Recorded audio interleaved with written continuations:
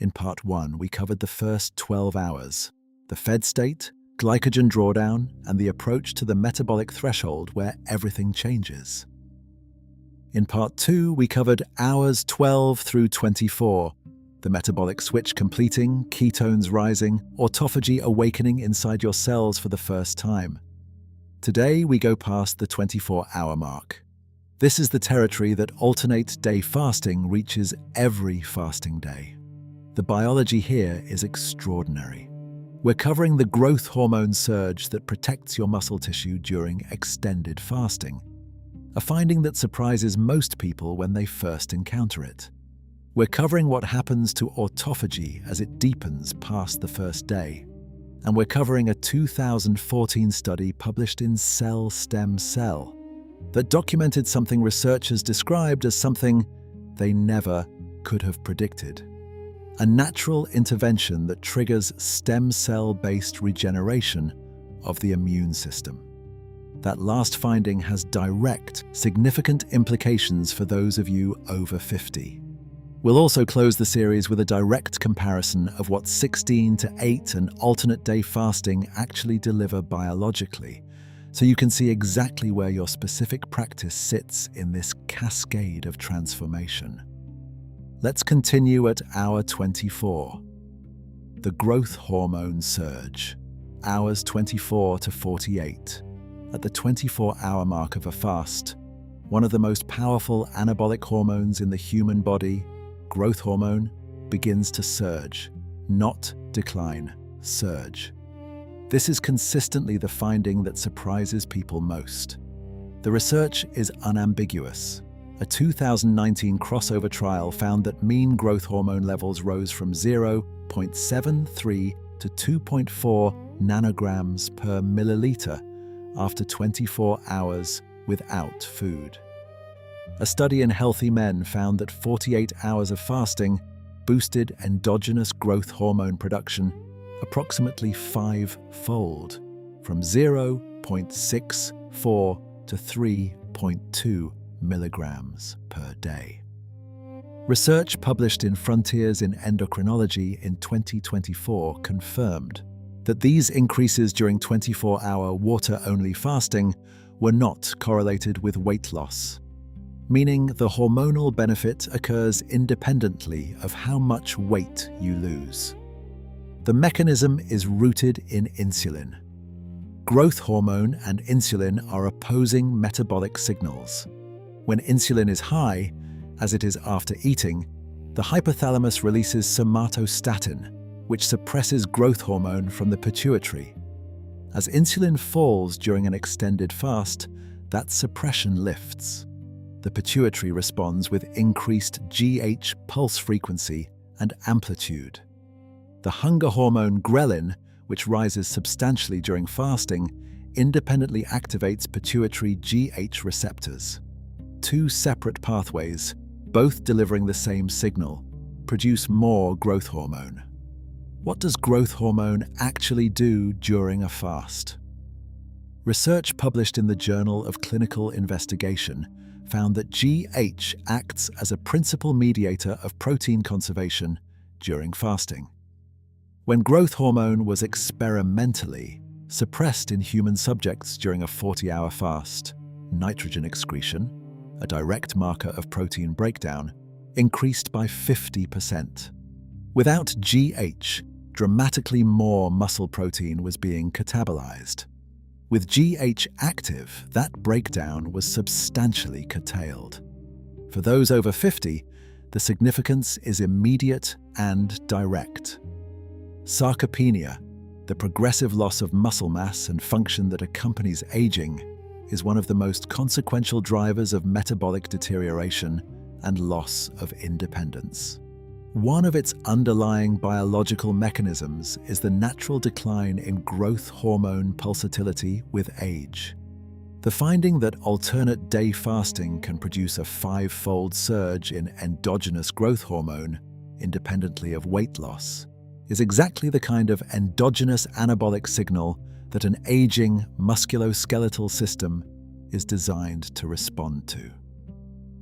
Autophagy deepens, the cleanup that keeps running. In Part 2, we introduced autophagy, the Nobel Prize-winning cellular recycling process that begins to activate around 16 to 24 hours into a fast. In the 24 to 72-hour window, that process deepens considerably. Autophagy intensity correlates directly with both the duration and depth of the nutrient-restricted state. As ketone levels continue rising and both insulin and IGF-1 remain low, the molecular signals promoting autophagy, AMPK activation and mTOR suppression, intensify. Damaged mitochondria, misfolded proteins, accumulated cellular debris. All of these continue to be processed with increasing thoroughness. A specific form of autophagy called mitophagy, the selective removal of damaged mitochondria, becomes particularly active during extended fasting. Healthy mitochondria are identified and preserved. Damaged ones are recognized through specific molecular markers, wrapped in autophagosomes and dismantled. Their components are reclaimed. The cellular energy environment improves. For aging adults, this matters in a specific and documented way. Research published in Frontiers in Nutrition in 2026, examining intermittent fasting and immune aging directly, found that IF attenuates pro-inflammatory cytokine production, enhances autophagy, and improves immune cell function in middle-aged and older populations, with potential to delay immunosenescence and reduce inflammaging. A meta-analysis of randomized controlled trials found that intermittent fasting reduced C-reactive protein, a primary marker of systemic inflammation, more effectively than energy-restricted diets alone. The timing of the fasting window, not just the caloric reduction, is driving distinct biological effects. The 72-hour threshold, stem cells and immune regeneration. Now we reach the finding that made scientists read the paper twice. In 2014, Dr. Valter Longo's team at USC published research in Cell Stem Cell documenting something they described as something they never could have.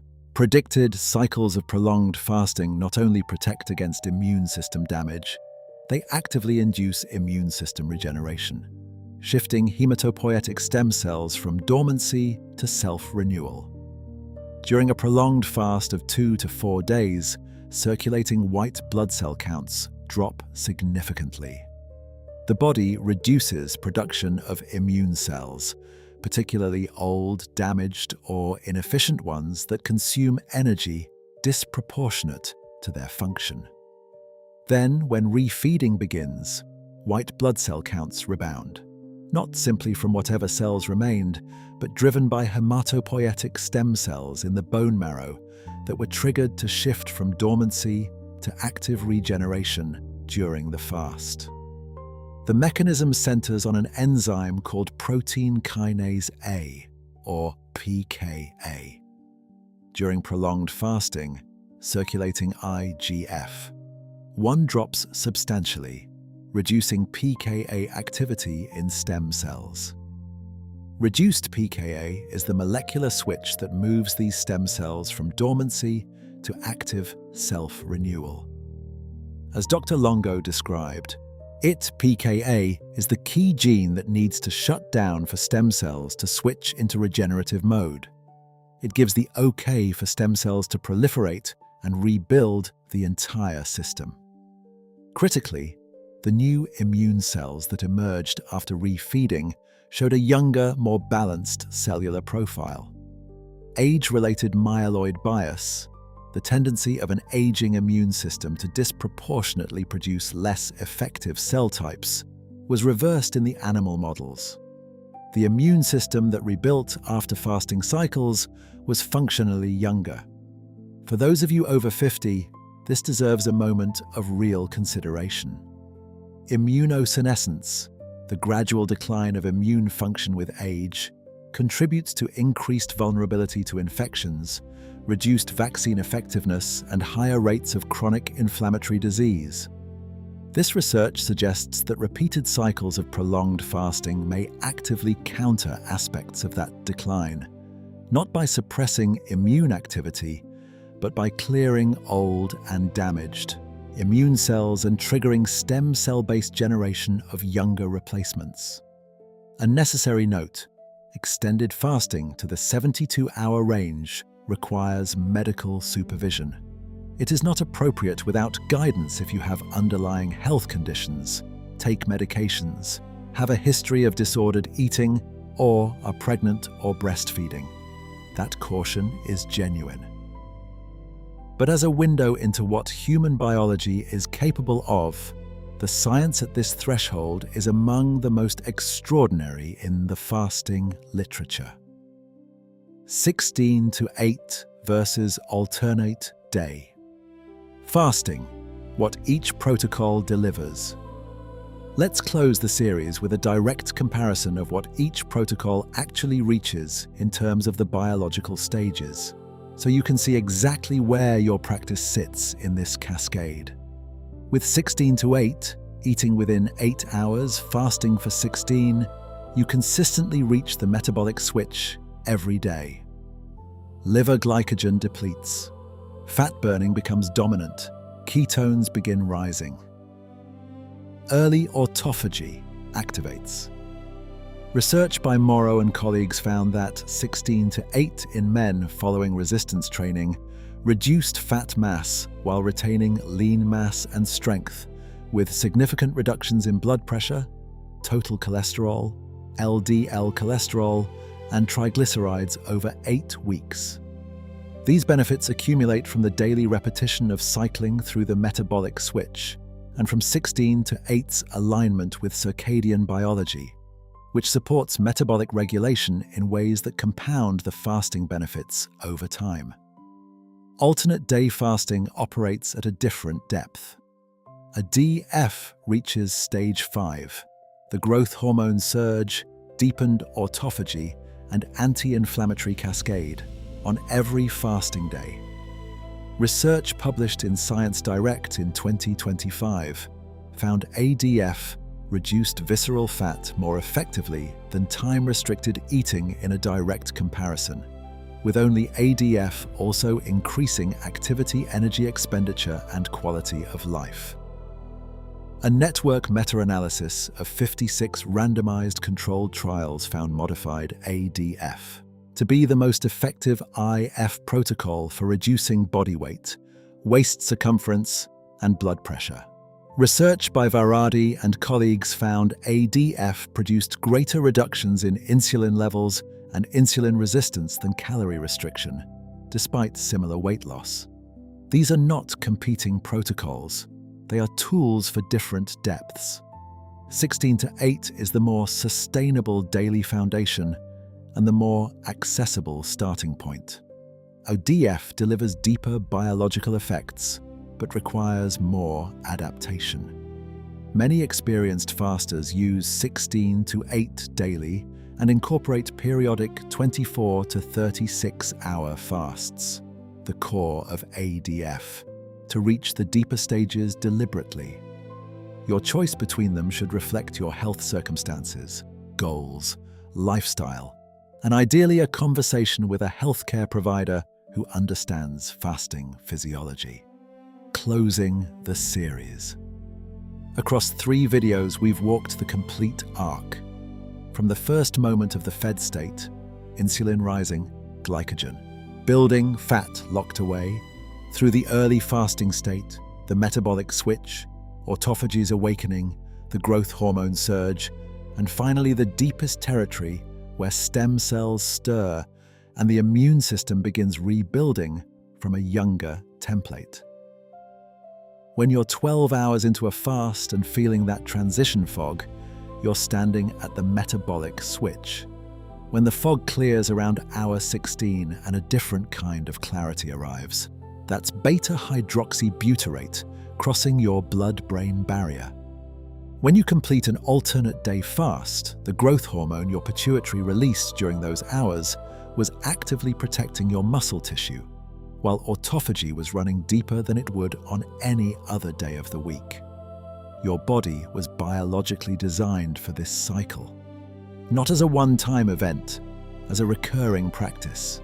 Repeated consistently over weeks and months, these stages produce the cumulative benefits the research has documented: improved insulin sensitivity, reduced inflammation, preserved lean mass, enhanced metabolic flexibility, cellular maintenance at the level of individual organelles, and at the deepest levels, biological processes that researchers have described as genuinely rejuvenating.